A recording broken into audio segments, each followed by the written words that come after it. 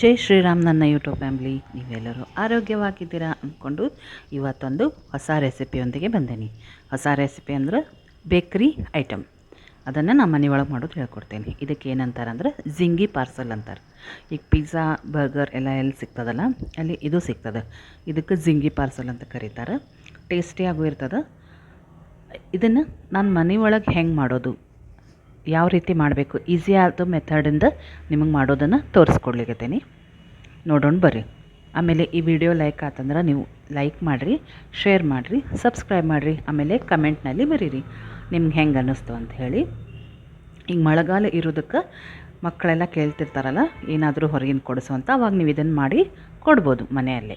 ಇದಕ್ಕೆ ವೆಜಿಟೇಬಲ್ಸ್ ತೊಗೊಂಡೇನಿ. ಉಳ್ಳಾಗಡ್ಡಿ 2 ತೊಗೊಂಡಿದ್ದೀನಿ, ದೊಡ್ಡ ಮೆಣಸಿನ್ಕಾಯಿ 1-2, ಕ್ಯಾರೆಟ್ 1-2, ಆಮೇಲೆ ಕೊತ್ತಂಬರಿ ತೊಗೊಂಡೇನಿ. ಆಮೇಲೆ 1-3 ಬಟಾಟೆನ ಚೆಂದಾಗಿ ಬೇಯಿಸಿ ಸ್ಮ್ಯಾಶ್ ಮಾಡಿ ಇಟ್ಕೊಂಡೇನಿ. ಈಗ ಒಂದು ಕಡಾಯಿ ಕಾಯ್ಲಿಕ್ಕೆ ಇಡೋಣ ಅಂತ ಅದರೊಳಗೆ ಒಂದು ಚಮಚ ಎಣ್ಣೆ ಹಾಕಿ ಅದರೊಳಗೆ ಜೀರಿಗೆ ಒಂದು ಸ್ವಲ್ಪ ಹಾಕ್ಕೊಂಡು ಅದರಲ್ಲಿ ಉಳ್ಳಾಗಡ್ಡೆನ ಫಸ್ಟ್ ತಾಳಿಸ್ಕೊಂಬಿಡೋಣ ಅಂತ. ಸ್ವಲ್ಪ ಒಂದು 2 ನಿಮಿಷ ತಾಳಿಸ್ಕೊಂಬಿಡ್ಬೇಕು ಉಳ್ಳಾಗಡ್ಡೆನ. ಅದ್ರಾಗ ಒಂದೊಂದೇ ಪಲ್ಯ ಹಾಕೋತ ಹೋಗೋಣ. ಈಗ ಫಸ್ಟ್ ದೊಡ್ಡ ಮೆಣಸಿನ್ಕಾಯಿ ಆಗಿದೆ, ಸಣ್ಣಗೆ ಹೆಚ್ಚಿ ಹಾಕ್ಬೇಕು ಇದನ್ನು. ಆಮೇಲೆ ಗಜ್ಜರಿ ಹಾಕ್ಲಿಕ್ಕತ್ತೇನೆ. ಆಮೇಲೆ ಏನಿರ್ತದಲ್ಲ ಇದಕ್ಕೆ ಪನ್ನೀರ್ ಕೂಡ ಹಾಕ್ತಾರೆ. ಈ ಜಿಂಗಿ ಪಾರ್ಸಲ್ ಅಂತ ನೀವು ಹೊರಗೆ ತರ್ತಿರಲ್ಲ ಅದರೊಳಗೆ ಪನ್ನೀರು ಇರ್ತದೆ. ಬೇಕಾದ್ರೆ ನೀವು ಹಾಕ್ಬೋದು, ಇಲ್ಲಾಂದ್ರೆ ಬಿಡ್ಬೋದು, ಆಪ್ಷನಲ್ಲಿ ಇರ್ತದೆ ಅದು. ಈಗ ನೋಡಿರಿ, ಇದನ್ನು ಒಂದು ಸ್ವಲ್ಪ ಚೆಂದಾಗಿ ಕೈ ಆಡಿಸ್ಕೊಂಡ್ಬಿಡೋಣ ಅಂತ. ಇದು ಎಣ್ಣೆ ಒಳಗೆ ತಾಳ್ದಂಗೆ ಆಗಬೇಕು ಪಲ್ಯ ಎಲ್ಲ. ಅಷ್ಟರಲ್ಲಿ ಒಂದು ಸ್ವೀಟ್ ಕಾರ್ನ್ ಇತ್ತು ನನ್ನ ಹತ್ರ, ಅದನ್ನು ಕೂಡ ಬೇಯಿಸಿ ಇಟ್ಕೊಂಡಿದ್ದೆ. ಅದನ್ನು ಕೂಡ ಇದ್ರೊಳಗೆ ಮಿಕ್ಸ್ ಮಾಡ್ಕೊಳ್ಳಿಗತ್ತೇನು. ಚೆಂದಾಗಿ ತಾಳ್ಸ್ಕೊಂಬಿಡೋಣ ಅಂತ ಇದನ್ನೀಗ. ಇದೆಲ್ಲ ತಾಳ್ಸ್ಕೊಂಡು ರೆಡಿ ಆಗೋ ತನಕ ಈಗ ಒಂದು ಮಸಾಲೆ ರೆಡಿ ಮಾಡ್ಕೊಳ್ಳೋಣಂತ. ಇದಕ್ಕೆ ಒಂದು ಚಮಚದಷ್ಟು ಸೋಯಾ ಸಾಸ್ ಹಾಕ್ಲಿಗತ್ತೇನೆ. ಒಂದು ಬಟ್ಟಲ್ ಒಳಗೆ ಹಾಕಿ ರೆಡಿ ಮಾಡಿ ಇಟ್ಕೊಳ್ಳೋಣಂತ. ಚಿಲ್ಲಿ ಸಾಸ್ 1 ಚಮಚ ಹಾಕ್ಲಿಗತ್ತೇನೆ. 1-2 ಚಮಚ ಹಾಕೋಣಂತ ಚಿಲ್ಲಿ ಸಾಸನ್ನು. ಆಮೇಲೆ ಮಯೋನೀಸ್ ಹಾಕ್ತಾರೆ. ನಾನು ತಂದೂರಿ ಮಯೋ ಐತೆ ನಮ್ಮ ಮನೆ ಒಳಗೆ, ಅದನ್ನು ಹಾಕ್ಲಿಗತ್ತೇನೆ. ಈಗ ನಿಮ್ಮ ಹೊರಗಿಂದ ಟೇಸ್ಟ್ ಬರಬೇಕು, ಚಲೋ ಅನ್ನಿಸ್ಬೇಕಂದ್ರೆ ನೀವು ಇವನ್ನೆಲ್ಲ ಹಾಕಿರಿ. ಇಲ್ಲಾಂದರೆ ಬರೀ ನೀವು ಟೊಮೆಟೊ ಸಾಸ್ ಕೂಡ ಹಾಕಿ ಮಾಡ್ಬೋದು, ಅದು ಕೂಡ ಸೂಪರ್ ಆಗ್ತದೆ. ಅದನ್ನು ಕಲಸಿ ಇಟ್ಕೊಂಡೇನಲ್ಲ. ಈಗ ಫಸ್ಟ್ ಇವೆಲ್ಲ ಮೊದಲು ಒಂದು ಸ್ವಲ್ಪ ಪಲ್ಯ ಏನು ಹಾಕಿದ್ದೆ ಅವು ತಾಳಿಸ್ದಂಗೆ ಆದ ಕೂಡ ಅದರೊಳಗೆ ಆಲೂಗಡ್ಡೆ ಕೂಡ ಹಾಕ್ಲಿಕ್ಕತ್ತೇನೆ. ಅದನ್ನೇನು ಚೆಂದಾಗಿ ಬೇಯಿಸಿ ಆರಿಸಿ ರೆಡಿ ಮಾಡಿ ಇಟ್ಕೊಂಡೇನಿ, ಸ್ಮ್ಯಾಶ್ ಮಾಡಿ ಬಟಾಟಿನ. ಈಗ ಅದನ್ನು ಕೂಡ ಇದ್ರೊಳಗೆ ಹಾಕಿ ಮಿಕ್ಸ್ ಮಾಡ್ಕೊಳಕತ್ತೀನಿ. ನೀವು ಪನ್ನೀರ್ ಹಾಕೋದಾದರೆ ಈ ಟೈಮ್ನಾಗ ಹಾಕಬೇಕಾಗ್ತದೆ. ಆಮೇಲೆ ಈಗೇನು ನಾನು ಮಸಾಲೆ ಒಂದು ಬಟ್ಟಲ್ದಾಗ ಕಲಸಿಟ್ಕೊಂಡಿದ್ದಲ್ಲ ಅದನ್ನು ಇದ್ರೊಳಗೆ ಹಾಕಿ ಚೆಂದಾಗಿ ಕೈ ಆಡಿಸೋಣ ಅಂತ. ನಿಮಗೆ ಇವೇನೋ ಹಾಕೋದು ಬೇಡ ಅಂದರೆ ಬರೀ ಟೊಮೆಟೊ ಸಾಸ್ ಕೂಡ ನೀವು ಹಾಕ್ಬೋದು. ಇದಕ್ಕೆ ಹಾಕಿ ಒಂದು ಸ್ವಲ್ಪ ನೀರು ಹಾಕಿ ಬಟ್ಟಲ್ನಾಗಿಂದ ಅಷ್ಟು ಕ್ಲೀನ್ ಮಾಡಿಕೊಂಡು ಇದ್ರೊಳಗೆ ಹಾಕಿದೆ. ಈಗ ಇದನ್ನು ಚೆಂದಾಗಿ ಒಂದು ಸ್ವಲ್ಪ ಕೈ ಆಡಿಸೋಣ ಅಂತ. ಇದಕ್ಕೆ ಚಿಲ್ಲಿ ಫ್ಲೇಕ್ಸ್ 1 ಚಮಚ ಹಾಕ್ಲಿಕ್ಕತ್ತೀನಿ. ಖಾರ ಪುಡಿ ಒಂದು ಸ್ವಲ್ಪ ಹಾಕ್ಲಿಕ್ಕತ್ತೀನಿ. ಒಂದು ಅರ್ಧ ಚಮಚದಷ್ಟು ಖಾರ ಪುಡಿ ಹಾಕಿದೆ. ರುಚಿಗೆ ತಕ್ಕಷ್ಟು ಉಪ್ಪು. ನಾನು ಬಟಾಟೆ ಬೇಯೋ ಮುಂದೆ ಉಪ್ಪು ಹಾಕಿಲ್ಲ, ಸ್ವೀಟ್ ಕಾರ್ನ್ ಬೇಯೋ ಮುಂದೆ ಉಪ್ಪು ಹಾಕಿದ್ದಿಲ್ಲ. ಸೊ ಅದಕ್ಕೆ ಈ ಪಲ್ಯ ಎಷ್ಟು ಬೇಕೋ ನೋಡಿಕೊಂಡು ಅಷ್ಟು ಉಪ್ಪು ಹಾಕ್ಲಿಕ್ಕತ್ತೀನಿ. ಇದನ್ನು ಒಂದು ಸ್ವಲ್ಪ ಕೈ ಆಡಿಸ್ಕೊಂಬಿಡೋಣ. ಸಣ್ಣ ಉರಿ ಒಳಗಿಟ್ಟೆ ಮಾಡ್ಲಿಕ್ಕತ್ತೀನಿ ಅದನ್ನು.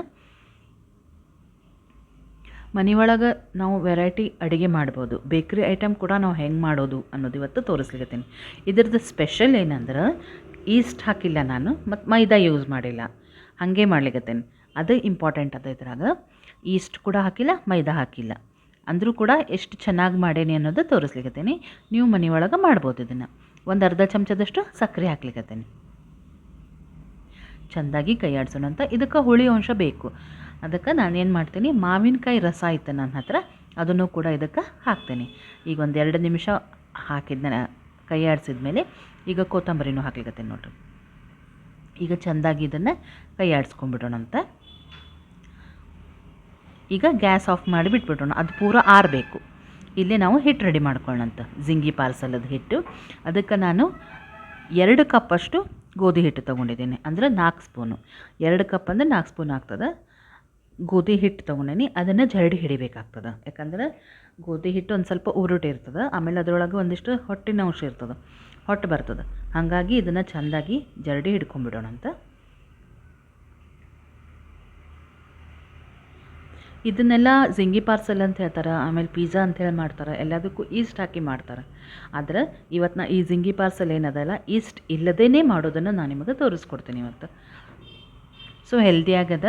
ನೀವು ಬೇಕಾದಷ್ಟು ಮನೆ ಒಳಗೆ ಮಾಡಿಕೊಂಡು ಇದನ್ನು ತಿನ್ಬೋದು. ಈಗ ಇದನ್ನು ಚೆಂದಾಗಿ ಜರಡಿ ಒಂದು ಅರ್ಧ ಹಿಡಿದ ಮೇಲೆ ಇದಕ್ಕೆ ಒಂದೊಂದೇ ಇಂಗ್ರೀಡಿಯೆಂಟ್ಸ್ ಮಿಕ್ಸ್ ಮಾಡ್ತಾ ಹೋಗ್ತೀನಿ. ಈಗ ಇದಕ್ಕೆ ಅರ್ಧ ಚಮಚ ಬೇಕಿಂಗ್ ಪೌಡರ್ ಹಾಕ್ತಿದ್ದೀನಿ, 1/4 ಚಮಚ ಅಥವಾ ಕಾಲು ಚಮಚ ಬೇಕಿಂಗ್ ಸೋಡಾ ಹಾಕ್ಲಿದ್ದೀನಿ. ಹಾಕಿ ಇದನ್ನು ಚೆಂದಾಗಿ ಈ ರೀತಿ ಜರಡಿ ಹಿಡ್ಕೊಂಬಿಡೋಣಂತ. ಇಲ್ಲಿ ನೋಡಿರಿ, ಗೋಧಿ ಹಿಟ್ಟು ಅಂದಮೇಲೆ ಒಂದು ಸ್ವಲ್ಪ ಹೊಟ್ಟಿನ ಅಂಶ ಬರ್ತದೆ, ಅದನ್ನು ತೆಗೆದೆ. ಈಗ ರುಚಿಗೆ ತಕ್ಕಷ್ಟು ಉಪ್ಪು, ಅಂದರೆ ಭಾಳ ಉಪ್ಪು ಹಾಕಬಾರ್ದು, ಒಂದು ಸ್ವಲ್ಪ ಉಪ್ಪು ಹಾಕಬೇಕು. ಆಮೇಲೆ ಒಂದು ಸ್ವಲ್ಪ ಜೀರಿಗೆ ಪುಡಿ ಹಾಕಿದೆ, ಮಸಾಲೆ ಹಂಗಿರಲಿ ಅದು ಮೇಲಿಂದ ಲೇಯರ್ ಅಂಥೇಳಿ. ಆಮೇಲೆ ಒಂದು ಸ್ವಲ್ಪ ಎಣ್ಣೆ ಹಾಕಿದೆ. ಆಮೇಲೆ ಸಕ್ಕರೆ ಪುಡಿ ಹಾಕ್ಲಿಕತ್ತೀನಿ, ಯಾಕಂದ್ರೆ ನಾವು ಬೇಯಿಸಿದ ಮೇಲೆ ಕಲರ್ ಚೆಂದ ಬರಲಿ ಅಂಥೇಳಿ ಸಕ್ಕರೆ ಪುಡಿ ಹಾಕ್ಲಿಕತ್ತೀನಿ. ಹಾಕಿ ಇದನ್ನು ಚೆನ್ನಾಗಿ ಕೈ ಆಡಿಸ್ಕೊಂಬಿಡೋಣ ಅಂತ ಒಂದು ಈ ಸಲ.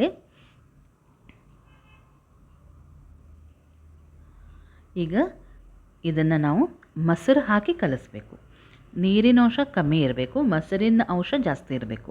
ಈಗ 3-4 ಸ್ಪೂನ್, ಅಂದ್ರೆ ನೀವು 1 ಕಪ್ ಗೋಧಿ ಹಿಟ್ಟಿತ್ತಂದ್ರೆ 1/4 ಕಪ್ ಮೊಸರು ಇರಬೇಕು. ಈಗ ನಾ 2 ಕಪ್ ಗೋಧಿ ಹಿಟ್ಟು ತೊಗೊಂಡೇನಂದ್ರೆ ಅರ್ಧ ಕಪ್ಪಷ್ಟು ಮೊಸರು ತೊಗೊಂಡೇನೆ. ಆ ಪ್ರಮಾಣದಲ್ಲಿ ನೀವು ಮೊಸರು ಹಾಕಿ ಕಲಿಸ್ರಿ. ಫಸ್ಟ್ ಚೆಂದಾಗೆ ಕಲಿಸಿದ ಮೇಲೆ ಆಮೇಲೆ ನೋಡಿಕೊಂಡು ಒಂದು ಸ್ವಲ್ಪ ನೀರು ಹಾಕಿದ್ರಾಯ್ತು. ಭಾಳ ಅಳ್ಳಕ್ಕಿರಬಾರ್ದು, ಭಾಳ ಗಟ್ಟಿನೂ ಇರಬಾರ್ದು, ಇದು ಮೀಡಿಯಮ್ ಇರಬೇಕು. ಆ ರೀತಿ ಇದನ್ನು ಚೆನ್ನಾಗಿ ಕಲಿಸಿ ನಾದಬೇಕು. ಇಲ್ಲಿ ನೋಡ್ರಿ ನಾನು ಹೆಂಗೆ ನಾದ್ಲಿಕತ್ತೀನಿ ಅಂತ. ಈ ರೀತಿ ನಾದಿ ಹಿಟ್ಟನ್ನು ಕಲಸೋಣಂತ. ಇದಕ್ಕೊಂದು ಸ್ವಲ್ಪ ಮೇಲೆ ಎಣ್ಣೆ ಹಚ್ಚಿ ಒಂದು ಸ್ವಲ್ಪ ನಾದಿ 10 ನಿಮಿಷ ಇದನ್ನು ಮುಚ್ಚಿಟ್ಬಿಡೋಣಂತ. ಅಲ್ಲೇ ಮಸಾಲೆ ಕೂಡ ನಮ್ಮದು ರೆಡಿಯಾಗಿದೆ, ಅದು ಕೂಡ ಪೂರ ಆರಬೇಕು. ಈಗ ಇದೇನು ಹಿಟ್ಟು ಕಲಸಿಟ್ಟಿವಲ್ಲ ಅದು ಕೂಡ ಪೂರ ನೆನಿಬೇಕು. ಈಗ ಇದನ್ನು ಮುಚ್ಚಿಟ್ಬಿಡೋಣ ಅಂತ. ಇದಕ್ಕೆ ಹಚ್ಚೋ ಹಿಟ್ಟು ಏನದಲ್ಲ ಅದು ಮೆಕ್ಕೆಜೋಳದ ಹಿಟ್ಟು ತೊಗೊಂಡೇನಿ, ಅಂದರೆ ಕಾರ್ನ್ಫ್ಲೋರ್ ತೊಗೋಬೇಕು ನೀವು ಹಚ್ಚಲಿಕ್ಕೆ. ನನ್ನ ಹತ್ರ ಮೆಕ್ಕೆಜೋಳದ ಹಿಟ್ಟಿತ್ತು, ಅದನ್ನು ತೊಗೊಂಡೇನಿ. ಮೇಸ್ ಫ್ಲೋರು ಅಂತಾರೆ ಅದಕ್ಕೆ, ಅದನ್ನು ತೊಗೊಂಡೇನಿ. ಚೆನ್ನಾಗಿ ಇದನ್ನು ಹಿಟ್ಟೇನದಲ್ಲ ನಾದ್ಕೊಂಬಿಡೋಣಂತ. ಈ ರೀತಿ ಹಿಟ್ಟು ಹಚ್ಚಿ ಒಂದು ಸಲ ಅದೇನು ಹಿಟ್ಟು ಕಲಸಿಟ್ಕೊಂಡಿರ್ತೀವಲ್ಲ ಗೋಧಿ ಹಿಟ್ಟಿಂದು, ಅದನ್ನು ನಾದ್ಕೊಂಡು ಕರೆಕ್ಟ್ ಉಂಡೆಗಳನ್ನು ಮಾಡಿ ರೆಡಿ ಮಾಡಿ ಇಟ್ಕೊಂಬಿಡೋಣ. ನೀವು ಈಸ್ಟ್ ಹಾಕಿದರೆ ಏನಾಗ್ತದಲ್ಲ ಹೆಲ್ತಿಗೆ ಒಳ್ಳೇದಲ್ಲ ಅಂತಾರೆ, ಆದರೆ ಕೆಲವೊಂದಕ್ಕೆ ನಾವು ಈಸ್ಟ್ ಹಾಕಲೇಬೇಕಾಗ್ತದೆ. ಬೇಕ್ರಿ ಐಟಮ್ಸ್ ಮಾಡಬೇಕಂದ್ರೆ ಅದು ನಮಗೆ ಒಂದಿದ್ದನ್ನು ಡಬಲ್ ಮಾಡಿ ಕೊಡ್ತದೆ. ಅದೇ ರೀತಿ ಈಸ್ಟ್ ಇಲ್ಲದೆ ಕೂಡ ನಾವು ಹೆಂಗೆ ಮಾಡ್ಬೋದು ಅನ್ನೋದು ನಾನು ನಿಮಗೆ ಇವತ್ತು ತೋರಿಸ್ಲಿಕ್ಕತ್ತೇನೆ. ಈಗ ಅದೇನು ಮೆಕ್ಕೆಜೋಳದ ಹಿಟ್ಟಲ್ಲ ಅದನ್ನೇ ಹಚ್ಚಿ ನಾನು ಇದನ್ನು ಲಟ್ಟಿಸ್ಕೊಳ್ತೀನಿ. ಪೂರಿ ಸೈಜ್ ಒಳಗೆ ಲಟ್ಟಿಸ್ಕೋಬೇಕಾಗ್ತದೆ ಇದನ್ನು. ನೋಡಿರಿ ಈ ದಪ್ಪ ಎಷ್ಟದ ಅಂಥೇಳಿ, ಭಾಳ ದಪ್ಪ ಇರಬಾರ್ದು, ಭಾಳ ತೆಳ್ಳಗಿರಬಾರ್ದು, ಮೀಡಿಯಮ್ ಇರಬೇಕು.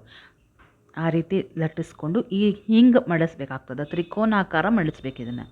ಈಗ ಜಿಂಗಿ ಪಾರ್ಸಲ್ ಅಂದರೆ ಪಾರ್ಸಲ್ ಥರ ಇದನ್ನು ಮಾಡಬೇಕಾಗ್ತದೆ. ಹಾಗಾಗಿ ಹಿಂಗೆ ಮಡಚಿ ಇದರ ಮೇಲೆ ಒಂದು ಸ್ವಲ್ಪ ಮಯೋನೀಸ್ ಏನದಲ್ಲ ಅದನ್ನು ಕೂಡ ಒಂದು ಸ್ವಲ್ಪ ಹಚ್ಚೋಣಂತ ಚೆಂದಾಗಿ. ಮಸಾಲೆ ಜಾಸ್ತಿ ಇತ್ತಂದ್ರೆ ಟೇಸ್ಟಿ ಅನ್ನಿಸ್ತದೆ ಅಂಥೇಳಿ ಸ್ವಲ್ಪ ಮಯೋನೀಸ್ ಹಚ್ಚೀನಿ. ಇಲ್ಲಾಂದ್ರೆ ನೀವು ಟೊಮೆಟೊ ಸಾಸ್ ಕೂಡ ಇದಕ್ಕೆ ಹಚ್ಬೋದು. ಅದರ ಮೇಲೆ ಒಂದು ಸ್ವಲ್ಪ ಚೀಸ್ ಇತ್ತು ನನ್ನ ಹತ್ರ, ಆ ಚೀಸನ್ನು ಕೂಡ ಹೆರೆದು ಹಾಕ್ಲಿಕ್ಕತ್ತೇನೆ. ಈಗ ನಾವು ಹೊರಗಿನ ತಂದ ಐಟಮ್ ತಿನ್ನೋದು ಅಂತಂದ್ರೆ ಈ ರೀತಿ ಎಲ್ಲ ಮಾಡಬೇಕಾಗ್ತದೆ. ಹಾಗಾಗಿ ಒಂದು ಸ್ವಲ್ಪ ಚೀಸ್ ಕೂಡ ಮೇಲೆ ಒಂದು ಸ್ವಲ್ಪ ಹೆರೆದು ಹಾಕಿದೆ. ಈಗ ಇದನ್ನು ಯಾವ ರೀತಿ ಪ್ಯಾಕ್ ಮಾಡ್ತಿದ್ದೀನಿ ಅನ್ನೋದು ಇಂಪಾರ್ಟೆಂಟ್, ಅದಕ್ಕೆ ಪಾರ್ಸಲ್ ಅನ್ನೋದು. ಪಾರ್ಸಲ್ ಥರ ಈ ರೀತಿ ಪ್ಯಾಕ್ ಮಾಡಿ ಇದನ್ನು ರೆಡಿ ಮಾಡಿ ಇಟ್ಕೊಂಡಿದ್ದೀನಿ. ಅದೇ ರೀತಿ ನಾನು ಉಳಿದಿದ್ದು ಎಲ್ಲನೂ ಸೇಮ್ನೇ ಮಾಡ್ತಾಯಿದ್ದೀನಿ. ಫಸ್ಟು ಈ ರೀತಿ ತ್ರಿಕೋಣಾಗಿ ಮಡಚ್ಕೋಬೇಕು. ಫಸ್ಟ್ ಮೇಲೆ ಒಂದು 2 ಲೇಯರ್ ಮಡಚಿದೆ, ಮಯೋನೀಸ್ ಹಚ್ಚಿದೆ. ಅದರ ಮೇಲೆ ನಾವು ಮಾಡಿದ್ದೇನು ಮಸಾಲೆ ಇತ್ತಲ್ಲ ಆಲೂಗಡ್ಡೆ ಮಸಾಲೆ ಅದನ್ನು ಹಾಕ್ತಿದ್ದೀನಿ. ಇದರಲ್ಲಿ ನೀವು ಪನ್ನೀರ್ ಹಾಕಿದರೂ ಕೂಡ ಚೆನ್ನಾಗೇ ಇರ್ತದೆ. ಅದರ ಮೇಲೆ ಈ ರೀತಿ ಚೀಸನ್ನು ಒಂದು ಸ್ವಲ್ಪ ಹೆರೆದು ಹಾಕಿದ್ದೀನಿ. ಈಗ ನೋಡಿರಿ ರೆಡಿ ಆಯಿತು. ಇದ್ರೊಳಗೆ ನೀವು ಬೇಕಾದ್ರೆ ಪಿಜ್ಜಾ ಸೀಸ್ನಿಂಗ್ನು ಇಲ್ಲಿ ಹಾಕೋಬೋದು, ಇಲ್ಲ ಮೇಲೆ ಕೂಡ ಹಾಕ್ಬೋದು. ಇದರಲ್ಲೂ ಕೂಡ ಕೆಲವೊಬ್ಬರು ಹಾಕ್ತಾರೆ. ಈಗೆಲ್ಲ ನಾನು ಉಂಡೆ ಏನು ಇಡ್ತಿದ್ದೀನಲ್ಲ ಆಲೂಗಡ್ಡೆದು ಮಾಡಿದ್ದು ಅದರ ಮೇಲೆ ಪಿಜ್ಜಾ ಸೀಸ್ನಿಂಗ್ ಹಾಕ್ತಾರೆ, ಇಲ್ಲಾಂದರೆ ಮೇಲೆ ಕೂಡ ನಾವು ಹಾಕ್ಬೋದು ಅದನ್ನು. ಈಗ ನೋಡಿರಿ ಈ ರೀತಿ ಎಲ್ಲನೂ ರೆಡಿ ಮಾಡಿ ಇಟ್ಕೊಳಿಕತ್ತೇನೆ. ಓವನ್ ಇಲ್ಲದೆ ನಾನು ಮಾಡೋದು ತೋರಿಸ್ಲಿಕ್ಕತ್ತೇನೆ. ಮೈದಾ ಇಲ್ಲ, ಈಸ್ಟ್ ಇಲ್ಲ, ಓವನ್ ಕೂಡ ಯೂಸ್ ಮಾಡಿಲ್ಲ, ಅಂದರೂ ಕೂಡ ಎಷ್ಟು ಸೂಪರ್ ಆಗಿರುವಂಥದ್ದು ಮಾಡೋದು ತೋರಿಸ್ಲಿಕ್ಕತ್ತೇನೆ. ಈಗ ಕುಕ್ಕರ್ ಒಳಗೆ ನಾನು ಕೇಕ್ ಮಾಡಿದ್ದು ನೋಡೇ ಇದ್ದೀರಿ ನೀವು ಯಾವಾಗಲೂ, ಅದೇ ಪ್ರೊಸೀಜರ್ನಲ್ಲೇ ಮಾಡ್ಲಿಕ್ಕತ್ತೇನೆ. ಫಸ್ಟ್ ಕುಕ್ಕರ್ ಕಾಯ್ಲಿಕ್ಕೆ ಇಡೋದು, ಅದರೊಳಗೆ ಕೆಳಗೆ ಸ್ಟ್ಯಾಂಡ್ ಅಥವಾ ಒಂದು ರಿಂಗ್ ಇಡೋದು, ಅದರ ಮೇಲೆ ಕುಕ್ಕರ್ ಪಾತ್ರೆ ಇತ್ತು ಅದನ್ನು ಇಟ್ಟು ಅದಕ್ಕೊಂದು ಸ್ವಲ್ಪ ಎಣ್ಣೆ ಹಚ್ಚಿಟ್ಕೊಂಡಿದ್ದೆ. ಅದರೊಳಗೆ ಈ ಪಾರ್ಸಲ್ಗಳನ್ನು ಇಟ್ಟು ಮೇಲೆ ಹಾಲು ಹಚ್ಲಿಕ್ಕತ್ತೀನಿ. ಅಂದ್ರೆ ಕಲರ್ ಚಂದ ಬರ್ತದೆ, ಕಂದು ಬಣ್ಣ ಬರ್ತದೆ ಕಲರ್. ಹಾಗಾಗಿ ಅದನ್ನು ಹಚ್ಚಿಟ್ಟೀನಿ ಹಾಲು. ಈಗ ಇದನ್ನು ಮುಚ್ಚಿಡ್ತೀನಿ. ಇದನ್ನು 35 to 40 ಮಿನಿಟ್ಸ್ ಬೇಯಿಸ್ಕೋಬೇಕು. ಅದು ಬೇಯುವಾಗ ಇನ್ನೂ 4 ಸೆಟ್ಟನ್ನು ನಾನು ರೆಡಿ ಮಾಡಿ ಇಟ್ಕೊಂಡೀನಿ. ಈಗ ನೋಡಿರಿ 40 ಮಿನಿಟ್ಸ್ ಆಗಿತ್ತು, 40 to 45 ಮಿನಿಟ್ಸ್ ಆಯಿತು ಬೇಯಲಿಕ್ಕೆ. ನೋಡಿರಿ ಎಷ್ಟು ಸೂಪರಾಗಿ ರೆಡಿ ಆಗ್ಯದ. ಆವಾಗ ನೋಡಿರಿ ಹೆಂಗಿತ್ತು, ಈಗ ಉಬ್ಬಿ ಎಷ್ಟು ಚೆನ್ನಾಗಾಗ್ಯದ ಅಂತ ಹೆಂಗೆ ಅನ್ನಿಸ್ತು ಅಂತ ಹೇಳ್ರಿ ಫ್ರೆಂಡ್ಸ್. ನಿಮ್ಗೆ ಹತ್ತಿರದಿಂದ ತೋರಿಸ್ಲಿಕ್ಕತ್ತೀನಿ. ಇನ್ನೂ ಜಾಸ್ತಿ ನೀವು ಚೀಸ್ ಹಾಕ್ಬೋದು, ಪನ್ನೀರ್ ಹಾಕ್ಬೋದು, ಬೇಕಾದ ಹಾಕ್ಬೋದು. ನೋಡಿರಿ ಸೂಪರಾಗಿ ರೆಡಿಯಾಗಿದೆ. ಜಿಂಗಿ ಪಾರ್ಸಲ್ ಅಂತ ಕರೀತಾರೆ ಇದಕ್ಕೆ. ಹೆಂಗೆ ಅನ್ನಿಸ್ತು ಅಂತ ಹೇಳಿ ಕಮೆಂಟ್ನಲ್ಲಿ ಬರೀರಿ. ನಿಮಗೆ ಈ ವಿಡಿಯೋ ಲೈಕ್ ಆಯಿತಾ ಅಂಥೇಳಿ. ನೀವು ಇದನ್ನು ಸುಲಭವಾಗಿ ಮನೆ ಒಳಗೆ ಹೆಂಗೆ ಮಾಡೋದು ಅಂತ ತೋರಿಸ್ಕೊಟ್ಟೇನಿ. ಈ ವಿಡಿಯೋನ ಲೈಕ್ ಮಾಡಿರಿ, ಶೇರ್ ಮಾಡಿರಿ, ಸಬ್ಸ್ಕ್ರೈಬ್ ಮಾಡಿರಿ. ಮಳೆ ಬರ್ತಿರ್ಬೇಕಾದ್ರೆ ಈ ರೀತಿ ವೆರೈಟಿ ಅಡುಗೆನ ಬಿಸಿ ಬಿಸಿಯಾಗಿ ಮನೆಯೊಳಗೆ ಮಾಡ್ಕೊಂಡು ತಿಂದರೆ ಅದೊಂದು ರುಚಿನೇ ಬೇರೆ ಇರ್ತದೆ. ನಾವು ಹೊರಗಿಂದ ಬೇಕಾದ ತಂದು ತಿನ್ಬೋದು, ಆದರೆ ನಾವು ಕಷ್ಟಪಟ್ಟು ಮಾಡಿದ ಅಡುಗೆದು ಟೇಸ್ಟ್ ಏನದಲ್ಲ ಅದು ನಮ್ಗೆ ಯಾರು ಕೊಟ್ಟರು ಕೂಡ ಸಿಗಲ್ಲ. ಸೊ ಹೆಂಗೆ ಅನ್ನಿಸ್ತು ಅಂತ ಹೇಳ್ರಿ. ಆಮೇಲೆ ಥ್ಯಾಂಕ್ ಯು ಸೋ ಮಚ್. ಯಾರು ಕಮೆಂಟ್ ಬರೀಲಿಕ್ಕತ್ತಿರಲ್ಲ, ಇದೇ ರೀತಿ ನನಗೆ ಸ್ಫೂರ್ತಿ ಸಿಗ್ತದೆ. ನೀವು ಕಮೆಂಟ್ ಬರೀತಿದ್ರೆ ನನಗೆ ಕನೆಕ್ಟಿವ್ ಇದ್ದೀವಿ ನಿಮ್ಮ ಜೊತೆ ಅಂತ ಅನ್ನಿಸ್ತದೆ. ಸೊ ಮತ್ತೆ ನಾನು ನಿಮ್ಗೆ ಹೊಸ ರೀತಿಯ ಹಬ್ಬದ ಅಡುಗೆಯೊಂದಿಗೆ ಸಿಗ್ತೇನಂತೆ. ರಾಮ್ ರಾಮ್.